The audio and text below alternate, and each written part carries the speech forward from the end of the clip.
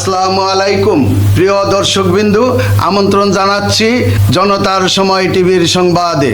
শুরুতেই থাকছে দেশের সংবাদ শিরোনাম। আজ পহেলা মে, শ্রমিকরা জানেই না পহেলা মে কি ও কেন। এবার দেখবেন বিস্তারিত। আজ আন্তর্জাতিক মে দিবস। শ্রমজীবী মানুষের অধিকার আদায়ের দিন হিসাবে বাংলাদেশ সহ বিশ্বজুড়ে দিবসটি পালিত হয়ে আসছে। কিন্তু এই দিবসের গুরুত্ব কি কিছুই জানে না ভৈরবের শ্রমজীবী মানুষেরা। ফলে বছরের পর বছর কাজ করে গেলেও তারা রয়েছেন অবহেলিত, ন্যায্য মজুরি থেকে বঞ্চিত। জানা গেছে দেশের ব্যবসা বাণিজ্যের কেন্দ্রবিন্দু হিসাবে পরিচিত বন্দর নগরী ভৈরব। ফলে এই বন্দরের পুরাতন ফেরিঘাট ও নৌকাঘাট সহ শহরের বিভিন্ন ব্যবসা প্রতিষ্ঠান এবং কলকারখানায় কাজ করে জীবিকা নির্বাহ করছেন কয়েক হাজার শ্রমজীবী মানুষেরা। এইসব খেটে খাওয়া শ্রমজীবী মানুষ জানেই না তাদের অধিকার বলে কিছু আছে। তারা শুধু জানে কাজ করলে পরিবারের পেটে ভাত, আর কাজ না করলে মাথায় হাত। অথচ প্রতি বছরই আজকের এই দিনে সরকারিভাবে সহ বিভিন্ন সংগঠন শ্রমজীবী ও মেহনতি মানুষকে নিয়ে সভা সমাবেশ কিংবা র্যালি করা হয়, কিন্তু এতে বাড়েনি তাদের জীবনযাত্রার মান। বছরের পর বছর পেরিয়ে গেলেও আজও তারা রয়েছেন অবহেলিত। ভৈরব বাজার নৌকাঘাটে শ্রমিকের কাজ করেন জসিমউদ্দিন। তিনি প্রায় 50 বছর ধরে কাজ করছেন। মে দিবসে কি জিজ্ঞাসা করতেই উত্তর দিতে পারেনি এই শ্রমিক। তার মতে কাম করলে পেটে ভাত, আর না করলে মাথায় হাত।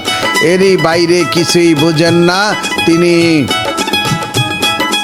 ভৈরব মেঘনা ফেরিঘাটের কয়লা শ্রমিক আব্দুল আলিম বলেন, মে দিবস দিয়ে কি করব? আমরা গরিব মানুষ, ভোরে ঘুম থেকে উঠে সকাল 8টায় কাজে আসি, সন্ধ্যায় কাজ শেষ করে বাসায় ফিরি।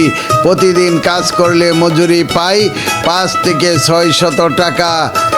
এই টাকায় বউ পোলাপাই নিয়ে সংসার চালাই, ভাত খাই। একদিন কাজে না আসলে পেটে ভাত জোটে না। 8 ঘন্টা কাজ করার খবর তার জানা নেই। একই কথা বলেন আরেক কয়লা শ্রমিক। অন্যদিকে একই চিত্র ভৈরবের অন্যতম সেক্টর পাদুকা শিল্পের সঙ্গে জড়িত শ্রমিকদেরও। তারাও জানেন না তাদের অধিকারের কথা। ফলে মালিকদের ইচ্ছা মতো কাজ করতে হচ্ছে তাদের। ভৈরবের প্রায় 5,000 পাদুকা কারখানায় 50 থেকে 60,000 শ্রমিক দিন রাত কাজ করে। মে দিবসের খবর তাদের জানা নেই। তারা জানে কাজ করলে দৈনিক বেতন মিলে 400 থেকে 500 টাকা। ঘন্টার হিসাবে নেই তাদের। সকাল সন্ধ্যা কাজ করলে মালিক বেতন দিবে, এটাই তাদের জানা। সরকারি নিয়ম অনুযায়ী কাজের সময়সীমা 8 ঘন্টা নির্ধারণ করা থাকলেও মালিকরা যেভাবে পারছেন কাজ করিয়ে নিচ্ছেন। আর শ্রমিকরাও বাধ্য হয়ে কখনো 12 ঘন্টা, কখনো 16 ঘন্টা কাজ করে যাচ্ছেন। অতিরিক্ত ঘন্টার বেতন দেওয়া হয় না। ফলে ন্যায্য মজুরি থেকে বঞ্চিত হচ্ছেন তারা।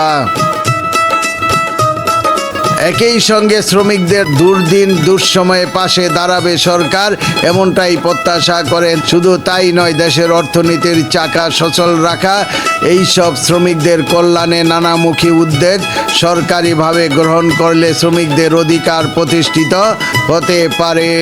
প্রিয় দর্শকবিন্দু, আজকের প্রতিবেদন এই পর্যন্তই শেষ করছি। এখানেই পরবর্তী সংবাদ পেতে জনতার সময় টিভির সাথেই থাকুন। আল্লাহ হাফেজ।